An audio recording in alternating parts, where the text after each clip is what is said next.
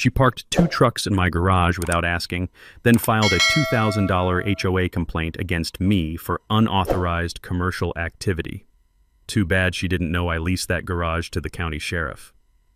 At 6 a.m. on a Tuesday, I walked outside to find 2 massive diesel trucks blocking my entire garage. Still warm, still reeking of exhaust, oil already staining my concrete floor. The metallic ping of cooling engines mixed with that sharp chemical smell of fresh motor oil burning my nostrils. Through her kitchen window, Brenda was watching me with a coffee mug and the most satisfied smirk I'd ever seen. Like she'd just checkmate me in some game I didn't know we were playing. What she didn't realize, Deputy Martinez was coming by in 2 hours to pick up tactical equipment. And that HOA violation notice she'd already prepared, it was about to become evidence in her own harassment case. The woman had just declared war on someone who documents everything and rents property to law enforcement. What would you do if someone stole your garage then tried to fine you for it? Drop your wildest neighbor's story below. My name's Dale, and at 52, I've learned that most problems have simple solutions. 28 years, fixing engines at the Ford dealership taught me patience, precision, and how to spot trouble before it ruins your day. But nothing prepared me for Brenda. I inherited this corner lot ranch house in Millfield, Texas when my wife Sarah passed 3 years ago. Cancer took her fast, and the medical bills took everything else. Now it's just me, my German Shepherd Rex, and a property that's worth more than I can afford to keep. The salvation came from an unexpected source. The county sheriff's department needed secure storage space, and my detached 3-car garage was perfect. $400 a month doesn't sound like much, but when you're living on disability and a thin pension, it's the difference between keeping your home and joining the foreclosure statistics. Deputy Martinez has been renting space for 18 months now. Stores tactical gear, emergency equipment, evidence bags, shows up twice a week like clockwork, professional and respectful. The concrete floor still holds that honest smell of motor oil from my mechanic days, now mixed with the metallic tang of police-grade equipment and the faint chemical scent of evidence preservation supplies. It's a perfect arrangement that serves the community and keeps my electricity on. Then Brenda moved in next door. Picture a woman who thinks owning a landscaping business makes her the neighborhood's self-appointed property manager. She arrived 6 months ago with husband Chuck, an oil rig worker smart enough to travel for work 11 months out of the year. Within 1 week, she joined the HOA board and started her campaign to enhance property values, which translates to make everyone miserable until they comply with my vision. She drives 2 massive trucks, a company vehicle loaded with commercial mowers and mulch spreaders, and a personal pickup that could haul a small building. Both are too big for her driveway, but instead of renting proper commercial storage, she decided my property looked more convenient. The warning signs started with her backyard barbecue 2 months ago. I'm talking a full production. Catered food, hired DJ, enough alcohol to float a riverboat. The bass thumped so hard it rattled my windows until midnight. Around noon, both her trucks appeared in my driveway like they'd been there forever. I knocked politely. The smell of barbecue smoke mixed with diesel exhaust was already triggering a headache. Brenda, I need you to move your trucks. Deputy Martinez has his scheduled check this afternoon. She barely glanced up from arranging her catered spread. It's just temporary overflow parking. It's my property, not a public lot. Her voice went ice cold. Don't be so dramatic, Dale. 1 afternoon won't kill anyone. 6 hours. She left those trucks there for 6 hours while her party raged on. When Deputy Martinez arrived for his equipment inspection, he had to park on the street and navigate around her vehicles like they were permanent fixtures. The gravel crunched under his boots as he took the long way around, too professional to complain but clearly irritated. I apologized 3 times. Most humiliating moment of my retirement. That's when I realized this wasn't about parking convenience, it was about power. Brenda was establishing that her needs trumped everyone else's, including county law enforcement. The harassment escalated immediately. Next week, I caught her photographing my property with her phone, documenting every corner like a private investigator building a case. My garden, my fence, even Rex's doghouse got the surveillance treatment. Just updating neighborhood records for the HOA, she claimed with that same cold smile. Then came the violation notice, printed on cheap copy paper that crackled like autumn leaves. Unapproved commercial activity detected. Cease unauthorized business operations within 30 days or face $2,000 fine. She was targeting my lifeline. Standing there with that notice in my hands, watching her smirk through her kitchen window, the strategy became crystal clear. This wasn't random neighbor drama. This was economic warfare. Brenda had researched my situation, identified my vulnerability, and launched a systematic campaign to destroy my income and force me to sell. Too bad she picked the wrong retired mechanic to mess with. Rex growled low, sensing the threat. Smart dog. He knew we were under attack before I did. 3 days after that humiliating barbecue incident, Brenda fired her first official shot. A certified letter appeared in my mailbox, one of those thick, legal-sized envelopes that screams, "Expensive lawyer," and "You're screwed." The return address read, Millfield Meadows Homeowners Association, but I could practically smell Brenda's cheap perfume on the paperwork. The complaint accused me of running an unauthorized commercial enterprise that violated residential zoning laws. According to her carefully crafted legal fiction, my sheriff's lease constituted a business operation threatening neighborhood character and property values. She demanded immediate termination of all commercial activity, plus a $2,000 fine for ongoing violations. Here's where her homework got sloppy. She'd scheduled an emergency HOA board meeting for Tuesday, and somehow forgot to notify me until Monday afternoon. Classic ambush tactics: catch the target unprepared and steamroll them into submission. Too bad she picked the wrong mechanic to blindside. I spent Saturday morning at the county courthouse breathing in that distinctive smell of old paper and bureaucratic dust while digging through property records. The filing room felt like a library where excitement goes to die, but sometimes boring paperwork contains explosive surprises. "Well, I'll be damned," said Martha the clerk, adjusting her reading glasses as she examined my original deed. "Your garage predates this HOA by 15 years, honey. That's what we call grandfathered use." Martha explained something I'd never considered. When you build something before an HOA exists, those improvements get protected under what lawyers call grandfathered use clauses. Basically, your property rights can be older and stronger than their new rules. Sarah would have loved this legal loophole. She always said the best defense was knowing more than your opponent. But the real bombshell came when I researched Brenda's own situation. Municipal code clearly states that commercial vehicles over 10,000 pounds require special permits for overnight residential parking. Both her landscaping trucks exceeded that weight, and she had exactly 0 permits on file. Tuesday evening, I walked into that community center meeting room armed with facts and feeling dangerous. The space reeked of burnt coffee and nervous sweat. 5 board members sat behind a folding table that looked like it came from a church rummage sale, with Brenda positioned dead center like a judge at sentencing. "Mr. Hensley," she began, consulting her notes with theatrical importance, "your unauthorized commercial lease clearly violates Section 4.3 of our residential use covenant. We're prepared to impose immediate fines." "Hold up there, counselor," I interrupted, sliding my courthouse research across that cheap table. "My garage was built in 1987. Your HOA didn't exist until 2002. That's 15 years of grandfathered protection." The sound of rustling papers filled the sudden silence. You could hear a pin drop until Frank Morrison, a retired postmaster who'd lived here since dirt was young, started chuckling like he'd just heard the best joke of the year. "Dale's absolutely right," Frank announced, reviewing my documents. "I remember when you built that garage. My late wife Clara brought you lemonade during construction." Brenda's face went from pale to red to purple in about 3 seconds. "That's completely irrelevant. Current zoning supersedes—" "Speaking of current zoning," I said, savoring every word, "let's discuss Section 12.7 regarding commercial vehicle storage in residential areas."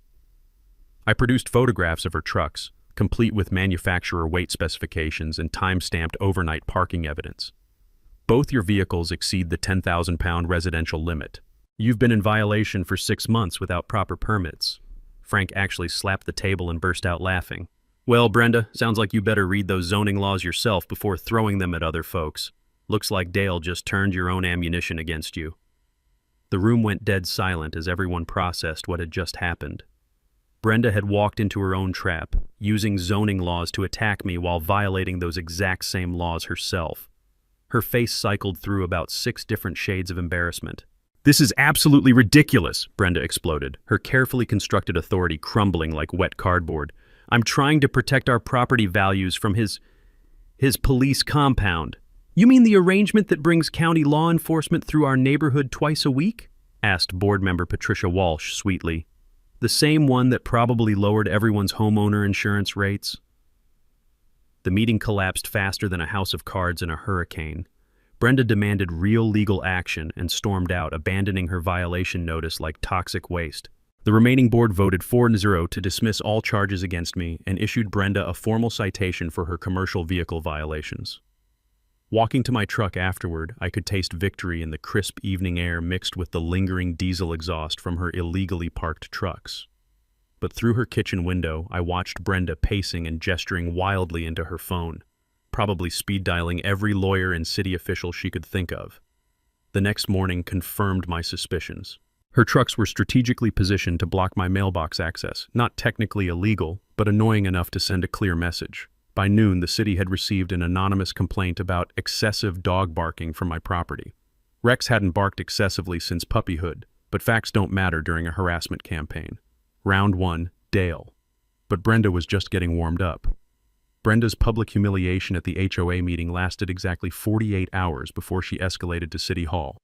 The certified letter from Millfield City Planning arrived Friday morning, stamped with enough official seals to intimidate a federal judge. The complaint alleged that my sheriff's lease was creating an unauthorized quasi-commercial district that violated residential character preservation codes, complete with color photographs of Deputy Martinez's patrol car, equipment deliveries, and even shots of me talking to county personnel in my driveway. Someone had been very busy with a telephoto lens. The letter cited Municipal Code Section 8.4 about maintaining neighborhood residential character and demanded my appearance at a planning commission hearing in 2 weeks. But here's what caught my attention. The complaint was filed by concerned residents, but processed by Jennifer Walsh from the planning office. That name rang a bell since Patricia Walsh from the HOA board had mentioned her daughter worked at City Hall.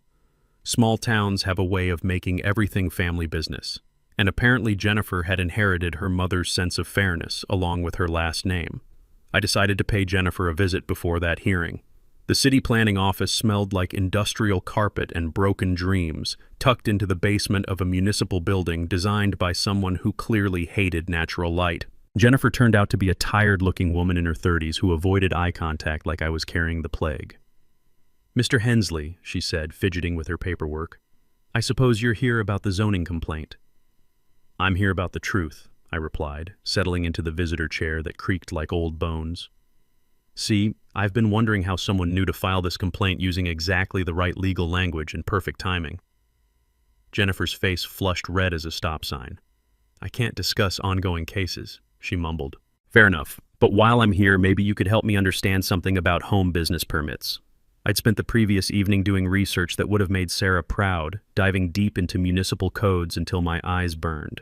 Turns out running a landscaping business from your residence requires specific permits, especially when you're storing commercial vehicles and meeting clients at your home address. Brenda's business registration listed her home as the primary office, but she'd never filed for a home occupation permit. The oversight was like leaving your front door wide open while complaining about burglars. "Hypothetically," I continued, pulling out printed municipal codes, "what happens when someone operates a commercial business from residential property without proper permits?" Jennifer reviewed the documents, and I watched her professional composure crumble faster than a house of cards in a windstorm. "These trucks are... how much do they weigh?" she asked weakly. "Over 12,000 pounds each. Both registered as commercial vehicles, both parked overnight in residential zones without permits," I explained, savoring every word. The irony was beautiful. Brenda was using residential character preservation laws to attack me while violating those exact same laws herself. "There's something else," I said, producing photographs from her barbecue party showing client consultations happening at her residence. Landscaping estimates, design meetings, payment collections, all commercial activity in a residential zone. Jennifer stared at the evidence like it might explode. "Mr. Hensley, this puts me in a difficult position. I'm not asking you to do anything dishonest," I assured her. "I'm just wondering if the Planning Commission should have all the facts before making decisions about residential character preservation." 2 weeks later, the hearing room was packed tighter than sardines in a can. Brenda arrived with a briefcase and enough attitude to power a small city, clearly expecting another easy victory. She'd even dragged her husband Chuck along for moral support, though he looked like he'd rather be wrestling angry bears. "Mr. Hensley's commercial lease operation fundamentally alters the residential character of our neighborhood," Brenda began, consulting her prepared notes with theatrical importance. "We have documented evidence of increased traffic, commercial vehicle activity, and unauthorized business operations. She presented her photo evidence with the confidence of a prosecutor making a slam-dunk case, every image designed to make my arrangement look like a truck stop operation. Then it was my turn. "Commission members," I said, standing slowly for maximum dramatic effect. "Mrs. Thompson is absolutely right about protecting residential character. That's why I was surprised to discover her own violations of the same codes she's citing." I presented my counter-evidence methodically: Brenda's unpermitted home business operations, her commercial vehicles exceeding residential weight limits, client meetings conducted at her residence without proper zoning variances. Every violation she'd accused me of, she was committing herself, only worse. The best part? Jennifer Walsh had done her homework after our conversation, and the Planning Commission had a complete file of Brenda's violations sitting right there on the table. Commission Chairman Robert Hayes cleared his throat with the authority of someone about to drop a bomb. "Mrs. Thompson, it appears you're operating a commercial landscaping business from your residence without proper permits." Brenda's confident expression melted like ice cream in August heat. That's completely different," she sputtered. "Actually," Hayes continued, "Mr. Hensley's arrangement appears to be properly documented and legally established, while your business operations are not." The commission voted 5-0 to dismiss the complaint against me and issued violation notices to Brenda for unpermitted commercial operations. Chuck looked like he wanted to crawl under the table and disappear forever. Walking out of that hearing, I could smell victory mixed with Brenda's desperation. But I also knew this wouldn't end here. Public embarrassment twice in a month would drive someone like Brenda to dangerous desperation. Sure enough, the next morning brought fresh scratches on my mailbox and an insurance claim notice in my driveway. Round 2. Dale. But the game was just getting interesting. The insurance claim notice appeared in my driveway like a rotten surprise, fluttering in the morning breeze alongside what looked like fresh evidence of vandalism. According to Brenda's meticulously detailed complaint, Deputy Martinez's patrol car had allegedly scraped her fence during a routine equipment pickup, causing extensive property damage and ongoing safety concerns. The estimated repair cost? $3,500, plus additional compensation for emotional distress and inconvenience. I walked over to examine the so-called damage, Rex trotting beside me with his nose working overtime. The scratches on Brenda's wooden fence looked fresh enough to still smell like paint thinner. That sharp chemical odor that burns your nostrils and screams, "recent application." The marks ran in perfectly straight lines about bumper height, too uniform to be accidental damage. Either Deputy Martinez had invented a way to scrape wood through solid air, or someone had gotten creative with spray paint and a putty knife. "Morning, Dale," called my neighbor Mildred from her garden, where she was deadheading roses with the precision of a surgeon. At 78, Mildred had survived the neighborhood's evolution from farmland to subdivision, and her memory was sharper than her pruning shears. "Saw some interesting activity over at Brenda's place yesterday evening. Woman was out there with a can of something, working on that fence real hard." She paused, giving me a look that could cut glass. "Funny thing is, I could have sworn that fence looked fine during my afternoon walk." Mildred's Ring doorbell system was the neighborhood's unofficial security network, documenting everything from package deliveries to Brenda's escalating harassment campaign.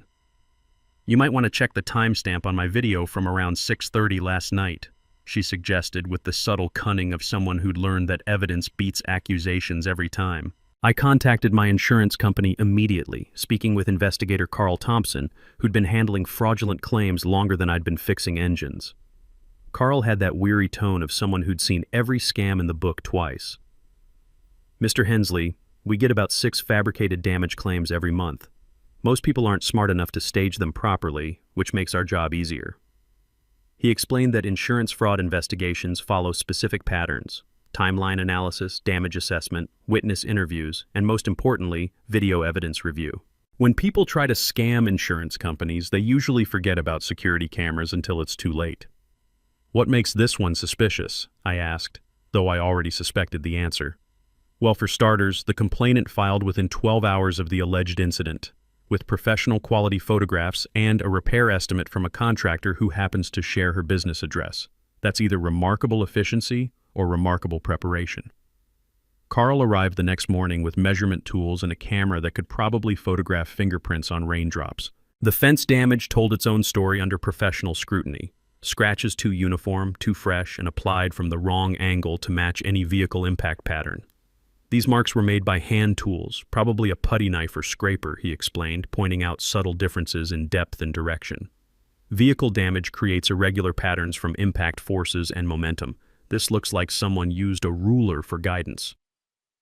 The Ring doorbell footage was the knockout punch Brenda never saw coming. Mildred's camera had captured her working on the fence at 6:47 p.m. the previous evening, carefully applying gray spray paint in measured horizontal lines. The video quality was clear enough to read the Rust-Oleum label on the paint can, and the timestamp proved the damage occurred more than 12 hours after Deputy Martinez's last visit to my property. You could even hear Brenda muttering to herself as she worked, probably rehearsing her victim's story. When Carl confronted Brenda with the evidence, the transformation was spectacular. She went from confident complainant to panicked defendant faster than a muscle car hitting a brick wall. "Mrs. Thompson," Carl said with the patience of someone delivering bad news professionally, "insurance fraud is a felony carrying serious penalties, including potential jail time and permanent criminal records." The color drained from Brenda's face like someone had pulled a plug. "This is all a misunderstanding," she stammered, suddenly unable to maintain eye contact with anyone. "I was just touching up some existing damage." "The video shows you creating damage, not repairing it," Carl replied, consulting his notes like a prosecutor reading charges. "You have 24 hours to withdraw this claim voluntarily, or we'll be filing criminal charges with the county prosecutor's office." Brenda withdrew the claim before lunch, but her reputation was permanently damaged. Word travels faster than gossip in small towns, and by evening, everyone knew about her failed insurance scam. The incident finally pushed Chuck over the edge. That night, I overheard him through their open kitchen window, his voice carrying the exhausted frustration of a man who'd reached his breaking point. "Brenda, this has got to stop. Insurance fraud? Really? I'm not going to prison because you can't handle losing an argument." Their marriage was cracking under the pressure of her obsession, and Chuck was smart enough to start planning his exit strategy. But cornered animals are the most dangerous. The next morning brought anonymous complaints to animal control about Rex's aggressive behavior, plus a mysterious inspection notice from the health department about unsanitary property conditions. Brenda was running out of official channels, which meant she'd probably start getting creative soon. Round 3, Dale. But I had a feeling the real war was just beginning. The county tax reassessment notice arrived on a Tuesday that started normal and ended with my world tilted sideways. Millfield County was conducting routine property value updates. Bureaucratic speak for "we need more money and you're going to provide it." My modest ranch house had apparently increased in value by 40% over the past 3 years, which meant my property taxes were about to jump from manageable to catastrophic. I spread the paperwork across my kitchen table, that familiar sinking feeling settling in my stomach like bad coffee.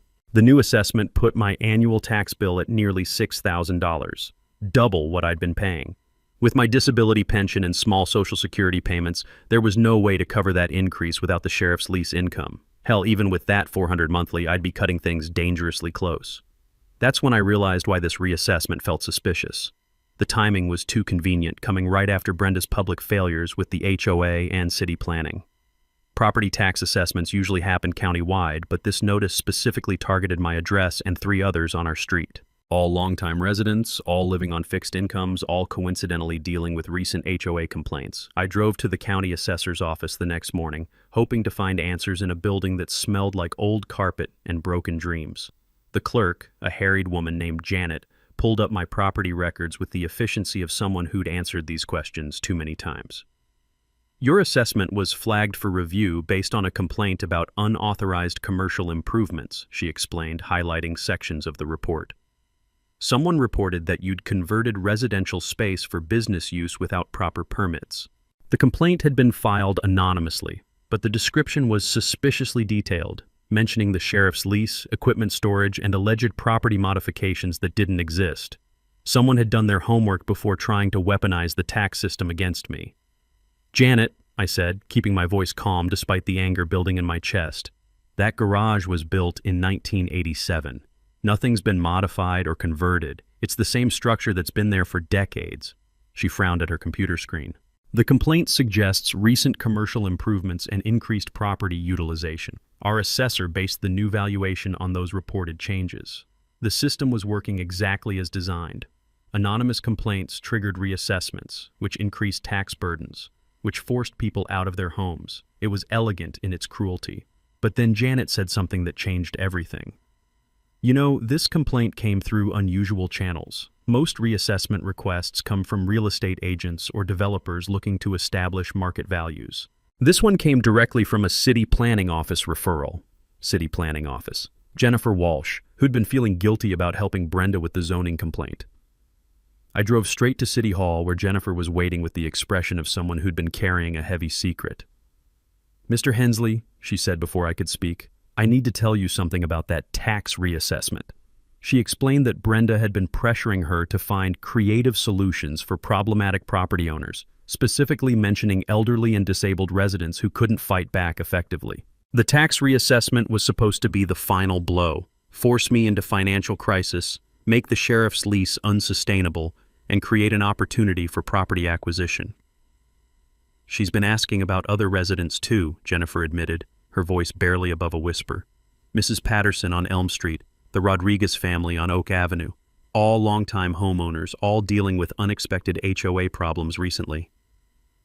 The pattern was becoming clear. Brenda wasn't just targeting me. She was running a systematic campaign to force out established residents and acquire undervalued properties for her expanding landscaping business.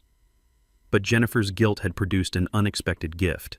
"I made copies of everything before I realized what was happening," she said, sliding a manila envelope across her desk. Brenda's requests, the complaint details, even some emails discussing neighborhood investment opportunities. She paused, meeting my eyes for the first time. "I can't undo the reassessment immediately, but this evidence might help you fight it." Walking back to my truck, I felt the pieces clicking together like a puzzle Sarah would have solved in minutes. This wasn't personal harassment. This was business. Brenda had identified vulnerable homeowners, researched their financial situations, and developed a strategy to force them out through systematic harassment and bureaucratic manipulation. Too bad she'd picked the wrong mechanic to underestimate. Time to shift from defense to offense. That manila envelope from Jennifer felt like holding dynamite with a lit fuse, but dynamite only works if you know how to use it properly. I needed help, and fortunately, small towns run on networks of people who've been watching out for each other longer than Brenda's been alive. My first stop was the Legal Aid Society office in the county courthouse basement, a cramped space that smelled like coffee grounds and determination. Attorney Rebecca Martinez, Deputy Martinez's sister, as it turned out, specialized in elder abuse and property rights cases. She reviewed Jennifer's evidence with the focused intensity of a surgeon examining x-rays. "This is systematic harassment with clear financial motivation," she said, spreading the documents across her desk like a battle plan. "We're not talking about neighbor disputes anymore. This is organized intimidation designed to force property sales." Rebecca explained that harassment campaigns targeting vulnerable homeowners follow predictable patterns. First, identify properties in desirable locations owned by people with limited resources to fight back. Second, use official channels like HOA complaints and city violations to create financial pressure. Third, escalate until the targets either sell cheap or lose their homes to tax liens. "Your case is textbook predatory behavior," she said. "But having documentation this detailed is extremely rare. Most victims don't know what's happening until it's too late." She outlined our legal strategy. Document everything, file harassment complaints with multiple agencies, and prepare both civil and criminal charges. But more importantly, she suggested expanding the coalition to include other targeted residents. "Predators like Brenda rarely stop with one victim," Rebecca warned. "If we can identify her other targets, we can build a pattern of behavior that's much harder for authorities to ignore." My next stop was Mildred's house, where I found her hosting what she called afternoon tea, but what looked more like a strategic planning session. 3 other longtime residents sat around her kitchen table, all dealing with recent HOA complaints or unexpected city violations. Mrs. Patterson from Elm Street had received noise complaints about her air conditioning unit. The Rodriguez family on Oak Avenue was fighting allegations of unauthorized vehicle storage for their work truck. Frank Morrison, the former postmaster, had been cited for excessive lawn ornaments, his garden gnomes, which had been neighborhood fixtures for 15 years. Brenda's been busy, Mildred observed, refilling coffee cups with the efficiency of someone who'd been organizing neighbors since before HOA boards existed. Every complaint filed within the past 6 months, all targeting people who've been here longer than her sidewalk. The pattern was undeniable once you knew what to look for. Systematic harassment designed to force out established residents and create opportunities for property acquisition. Frank had done his own research, pulling HOA board meeting minutes going back to Brenda's arrival. She's been asking detailed questions about property values, ownership duration, and financial hardship cases, he reported, adjusting his reading glasses. Even requested a list of residents over 65, claiming it was for community outreach planning. The woman had been building target lists like a military operation. Mrs. Patterson, a retired teacher with the sharp eyes of someone who'd spent 40 years managing teenagers, had noticed something else. She's been photographing properties when owners aren't home, measuring driveways, even checking mailboxes for mortgage company letters. The reconnaissance had been thorough and systematic, gathering intelligence for maximum impact timing. We decided to coordinate our response through what Mildred diplomatically called enhanced neighborhood communication. Everyone would document future incidents with timestamps and photographs. Frank would monitor HOA activities and provide early warning about upcoming complaints.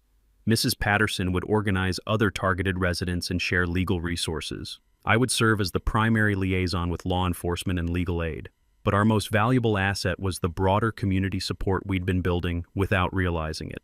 Local business owners, the hardware store, the diner, even the gas station, had been watching Brenda's escalating behavior with growing concern. Small-town businesses depend on stable neighborhoods, and systematic harassment campaigns are bad for everyone's property values. Tony Castellanos, who owned the hardware store where Deputy Martinez bought supplies, offered to document any unusual purchases that might indicate escalation plans. Woman came in last week asking about security cameras and motion sensors, he reported. Said she needed to monitor property boundary violations. Didn't feel right, so I told her we were out of stock. The diner owner, Maria Santos, had overheard Brenda's phone conversations during lunch meetings with contractors and real estate agents.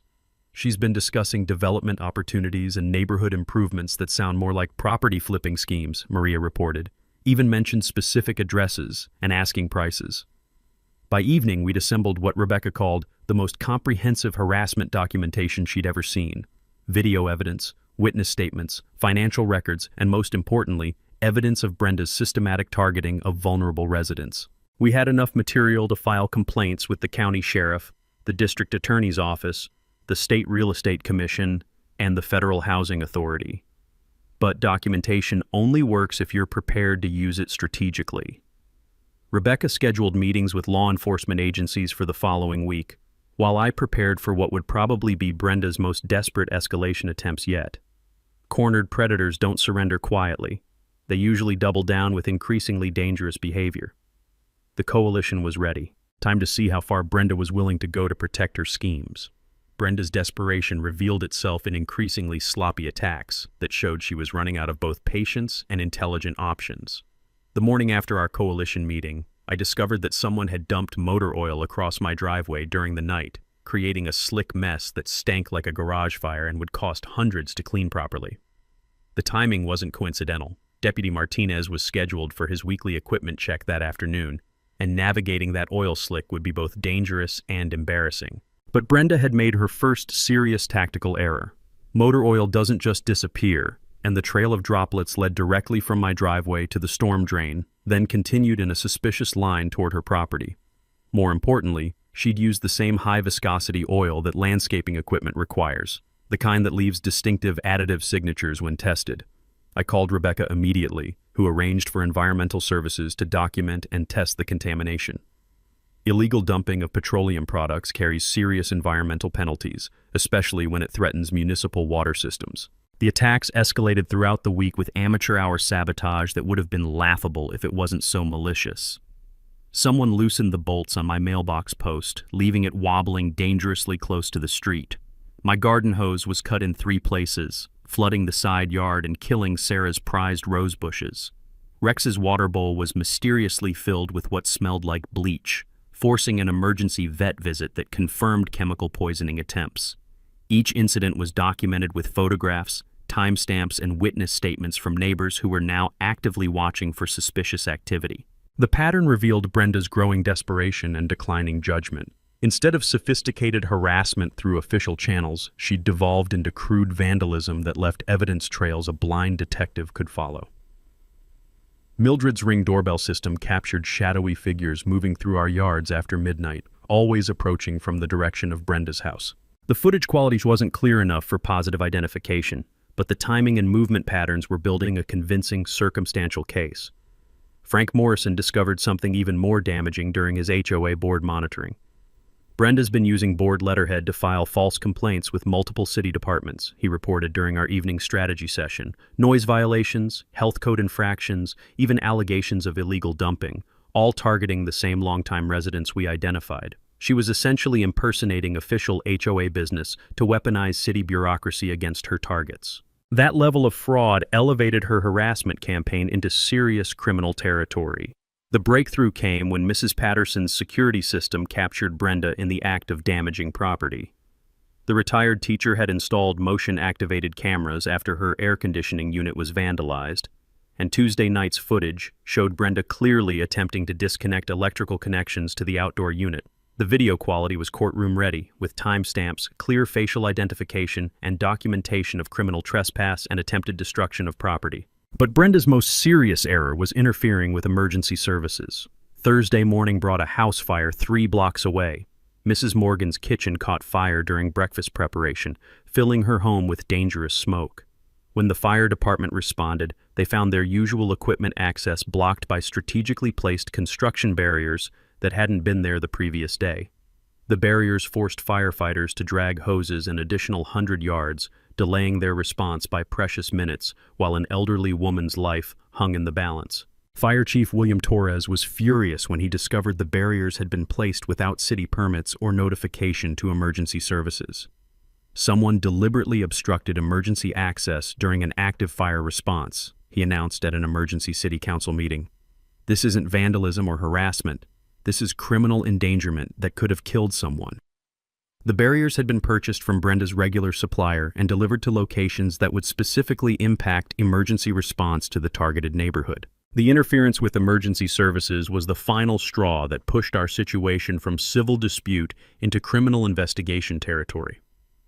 Sheriff's Deputy Martinez filed a formal report with the county prosecutor's office, documenting the pattern of escalating harassment, property destruction, and public safety interference. This has moved beyond neighbor disputes, he explained during his official statement.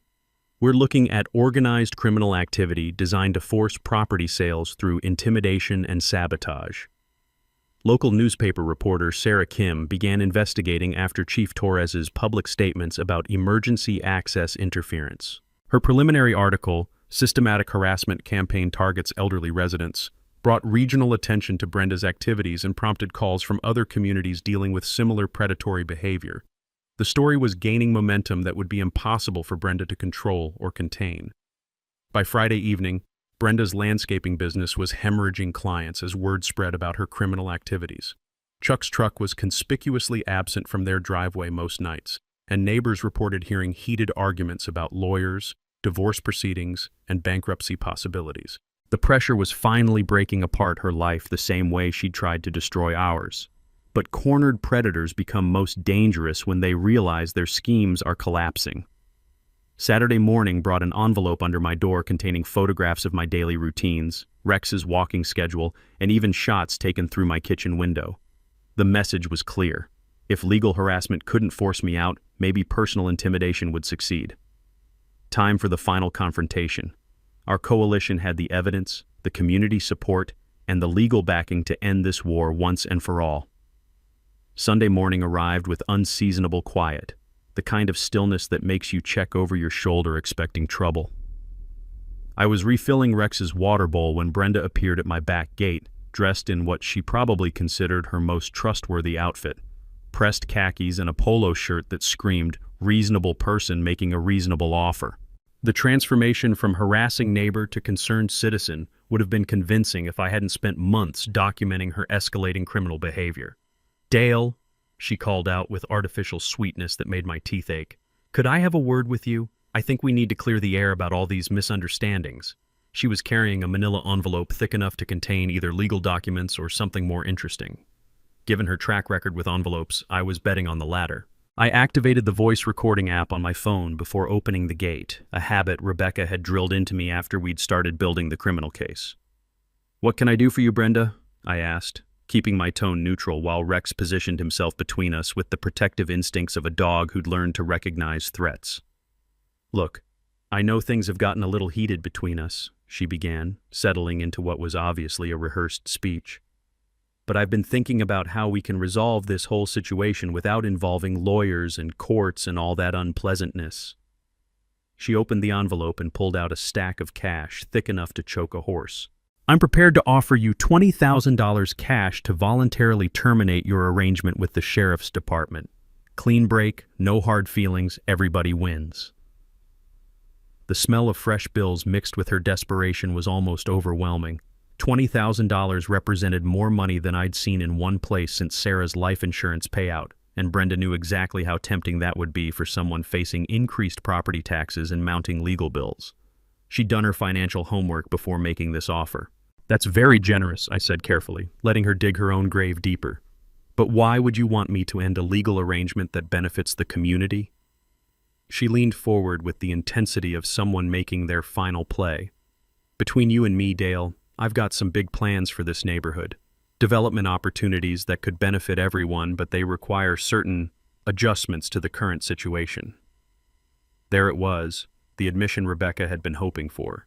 Brenda was essentially confessing to a systematic scheme to manipulate property values and force out longtime residents for development purposes. "What kind of development opportunities?" I asked, keeping her talking while the recording app captured every incriminating word. "Well, your corner lot has tremendous commercial potential," she explained, warming to her subject like a salesperson closing a deal. "Prime location, existing infrastructure, easy access for commercial vehicles. With the right improvements, it could be worth 3 times what you paid for it." She paused dramatically. "Of course, that would require removing certain complications that might interfere with proper development." The bribery attempt was textbook criminal behavior, but Brenda wasn't finished digging her legal grave. "I should mention that if you're not interested in this generous settlement offer, things could become very difficult for you," she continued, her voice taking on a harder edge. "I have connections at City Hall, County Planning, even the State Real Estate Commission. People who can make life very unpleasant for someone who refuses to be reasonable about legitimate business opportunities." That crossed the line from bribery into extortion territory, and I could practically hear Rebecca cheering from her legal aid office. "Are you threatening me, Brenda?" I asked, giving her one final chance to back down before she committed to felony charges. "I'm just explaining reality," she replied with the cold confidence of someone who thought they held all the cards. "Small towns run on relationships and favors. People who cooperate with community improvement efforts tend to have fewer problems with permits, inspections, tax assessments, that sort of thing. People who fight progress sometimes find that bureaucracy can be very challenging." The recording was gold-plated evidence of attempted bribery, extortion, and abuse of public office connections. But Brenda still wasn't finished destroying herself.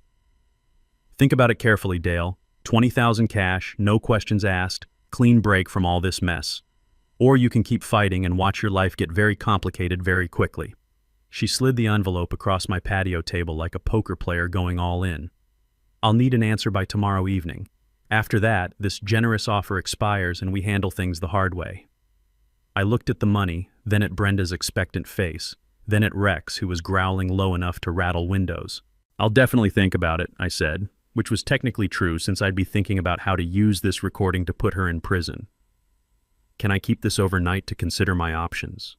Her smile was pure predatory satisfaction. "Of course. Just remember, this is your chance to walk away from all this unpleasantness with your dignity and your bank account intact." She stood to leave, then turned back with afterthought that sealed her fate. "Oh, and Dale, I'd hate for anything unfortunate to happen to Rex while you're making your decision. Dogs can be so vulnerable to accidents in neighborhoods where people aren't being cooperative." That threat against my dog was the final nail in her criminal coffin. Rex wasn't just property to threaten, he was family. And threatening family meant Brenda had just declared total war against someone with the evidence, community support, and legal backing to destroy her completely. Tomorrow's town council meeting was going to be very interesting. The town council chambers had never seen a crowd like Tuesday evening's turnout. Every seat was filled, with standing room only along the walls and people spilling into the hallway like it was a championship game instead of a municipal meeting. Word had spread through Millfield's networks faster than gossip at a church social. The showdown between Dale and Brenda was finally happening, and nobody wanted to miss the fireworks. I arrived early, carrying a briefcase stuffed with evidence that felt heavier than a mechanic's toolbox. Rebecca sat beside me, projecting the quiet confidence of a lawyer who'd spent the weekend preparing for legal battle. Behind us, our coalition had assembled like an army. Mildred with her tablet full of security footage, Frank with his stack of HOA documents, Mrs. Patterson with her teacher's eye for detail, and a dozen other neighbors who'd suffered under Brenda's harassment campaign. The local news crew from Channel 7 had set up cameras after Sarah Kim's newspaper investigation went viral, bringing regional attention to what she'd dubbed the Millfield harassment scandal. Reporter Jennifer Walsh, no relation to the city planning Jennifer, was interviewing residents about systematic intimidation tactics targeting elderly homeowners. The story had legs, and everyone knew tonight would determine whether justice prevailed or money won. Brenda arrived fashionably late with an expensive lawyer who probably charged more per hour than I made in a month. She'd dressed for court, conservative suit, minimal jewelry, hair pulled back in what image consultants call trustworthy professional. But her eyes held the desperate intensity of someone whose entire scheme was about to collapse in public. Mayor Patricia Rodriguez called the meeting to order with the gravity of someone who understood that tonight's proceedings would define her administration's legacy. "We're here to address allegations of systematic harassment targeting longtime residents," she announced, her voice carrying over the packed room. "This is serious business that affects our entire community's character and safety." Sheriff's Deputy Martinez took the podium first, reading from an official report that detailed months of escalating criminal activity. "We have documented evidence of property destruction, environmental crimes, interference with emergency services, and attempted extortion," he stated with professional precision. "This investigation has revealed an organized campaign designed to force property sales through illegal intimidation." Then it was my turn. I stood slowly, feeling the weight of every eye in that room, and pulled out my phone. "Ladies and gentlemen, I'd like you to hear something recorded yesterday morning in my backyard." The audio quality was crystal clear as Brenda's voice filled the chamber, offering $20,000 to terminate my sheriff's lease, threatening bureaucratic retaliation, and finally promising that things could become very difficult if I refused her generous offer. The room went dead silent except for the soft whir of news cameras recording every word. You could hear people's breath catching as Brenda's recorded voice detailed her development schemes, her connections at City Hall, and her plans to make life very challenging for uncooperative residents. But the gasp that echoed through the chamber came when her voice threatened Rex. Dogs can be so vulnerable to accidents in neighborhoods where people aren't being cooperative. Brenda's expensive lawyer was frantically scribbling notes and whispering urgent advice, but the damage was irreversible. You can't spin away your own voice making criminal threats on high-quality audio recording. Fire Chief Torres took the podium next, his voice shaking with controlled anger as he described blocked emergency access during Mrs. Morgan's house fire. "Someone deliberately obstructed life-saving equipment during an active emergency response," he announced. "Mrs. Morgan could have died because of those barriers, and we have evidence linking their placement to this harassment campaign." The mayor asked Brenda if she wanted to respond to the allegations. Her lawyer advised against speaking, but Brenda's ego couldn't resist one final attempt at controlling the narrative. She approached the microphone with the confidence of someone who still believed money and connections could overcome evidence and community outrage. "This is all a gross misunderstanding blown out of proportion by people who resist positive change," she began, her voice carrying the condescending tone that had infuriated neighbors for months. "I've been trying to enhance property values and improve our community's character through legitimate business development opportunities." That's when Frank Morrison stood up in the back of the room, his postmaster's voice cutting through her prepared speech like a blade. "Brenda, we've got your HOA meeting minutes where you called longtime residents obstacles to progress and discussed accelerating turnover through strategic pressure. We've got your contractor receipts for those emergency access barriers. We've got video of you vandalizing property and contaminating storm drains." His voice rose with righteous anger. "You tried to destroy our community for profit, and everybody in this room knows it." The crowd erupted in applause that lasted nearly 2 minutes. When Mayor Rodriguez finally restored order, She announced that the city council was unanimously authorizing full cooperation with county prosecutors investigating criminal charges. "This behavior has no place in Millfield," she declared. "Our community protects its most vulnerable residents, not preys on them." County Prosecutor James Mitchell stepped forward with the authority of someone delivering justice. "Mrs. Thompson, you're under arrest for attempted extortion, environmental crimes, interference with emergency services, and conspiracy to commit fraud." As Deputy Martinez read her rights, Brenda's composure finally cracked completely. Her expensive lawyer was already discussing plea bargains while she was led away in handcuffs. The room erupted again as justice was served with the satisfaction of a community that had fought back and won. Chuck sat in the back row, looking relieved that his nightmare marriage was finally ending. Rex, waiting outside with Mildred, probably heard the cheering from the parking lot. Justice served, community protected, and one predatory neighbor permanently removed from our peaceful neighborhood. 3 months later, Millfield felt like a completely different town. Or maybe it was just returning to what it had always been before Brenda's toxic presence poisoned our community spirit. The morning sun still hit my kitchen window the same way, casting long shadows across Sarah's coffee mug that I still couldn't bring myself to put away. But now I could drink my coffee without checking over my shoulder for surveillance cameras or waiting for the next harassment bombshell to explode.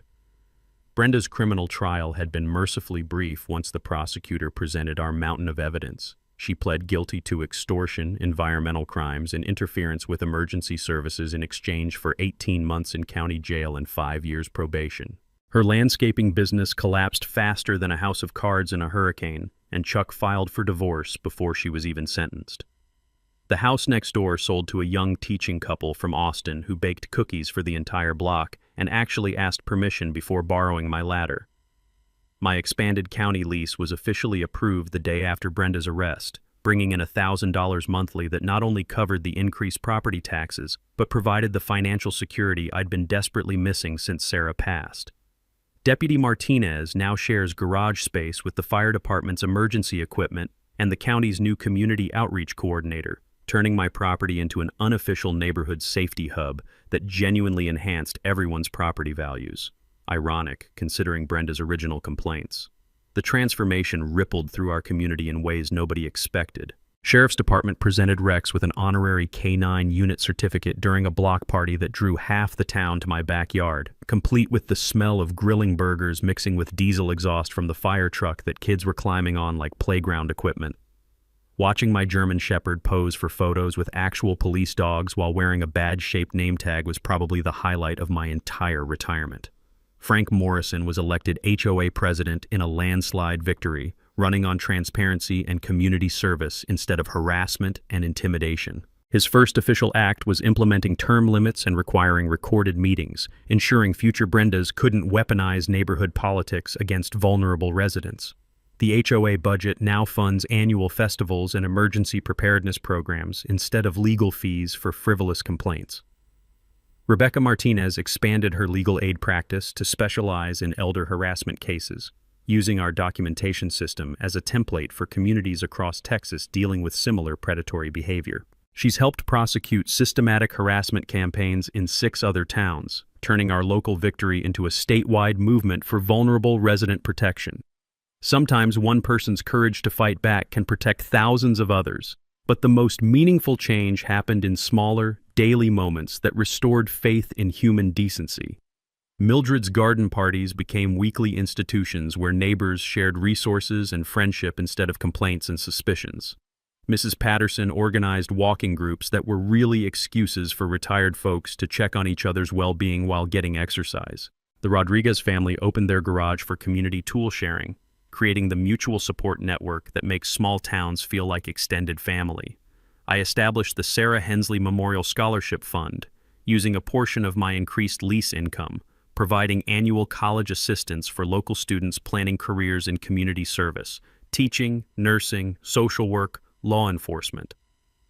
The first recipient was Maria Santos's daughter, heading to nursing school with dreams of working in rural communities that reminded me why Sarah would have loved this legacy. Every year, watching those kids graduate knowing they'll help other communities stay strong, I can almost hear Sarah's proud whisper in the evening breeze. 6 months after Brenda's arrest, I was working in Sarah's restored rose garden when laughter drifted over the fence from next door.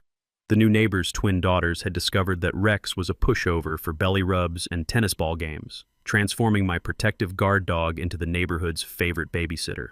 Their parents, both teachers drawn to Millfield by news reports about our strong community values, were already organizing parent-teacher conferences in their living room. Standing in my driveway that evening, watching those little girls giggle while Rex patiently endured dress-up games, I realized something Sarah would have appreciated deeply. Communities aren't destroyed by individual predators. They're strengthened when ordinary people decide that protecting each other matters more than avoiding conflict. The smell of barbecue smoke drifted from multiple backyards, mixing with children's laughter and Rex's contented sighs. This was what home was supposed to sound, smell, and feel like. Your turn now. Drop a comment sharing your own HOA horror story or neighbor nightmare. You're not alone in these battles, and your community has more power than you realize. Subscribe to HOA Stories for more accounts of ordinary people fighting back against unfair systems, and hit that notification bell because justice stories drop every day. Remember, sunlight really is the best disinfectant for neighborhood bullies. From all of us here at HOA Stories, thanks so much for watching today's HOA Karen Meltdown. If you enjoyed seeing neighbors stand their ground and karma catch up, smash that like button, leave a comment with your thoughts, and subscribe so you won't miss the next HOA drama we bring you.